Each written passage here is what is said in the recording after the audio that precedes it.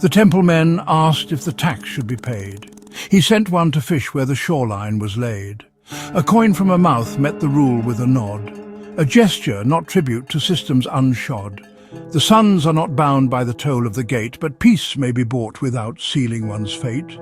They brought him a coin with a monarch's seal, its metal still warm from the trade and the deal. He asked whose face marked the weight of the coin, and held up the gap no empire could join. Let Caesar have what already was his, but souls bear the image that only God is. The river ran slow as the taxman drew near and asked what repentance would look like from here.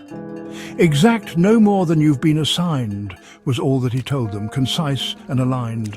Where fairness begins in the work of the hand, the roots of repentance may flower and stand.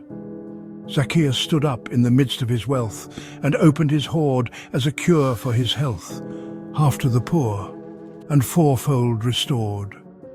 The justice he'd stolen returned to the Lord. Salvation, not bought but embodied indeed, walked into his house where the poor came to feed.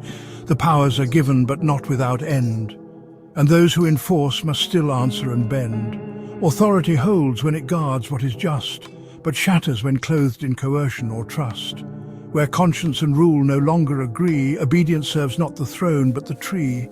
He entered the courts and the commerce fled, the coins overturned and the traders in dread. My house shall be called a house of prayer. But profit had poisoned the incense and air. No tax could redeem what the silence accused, where God had been sold and the poor were abused.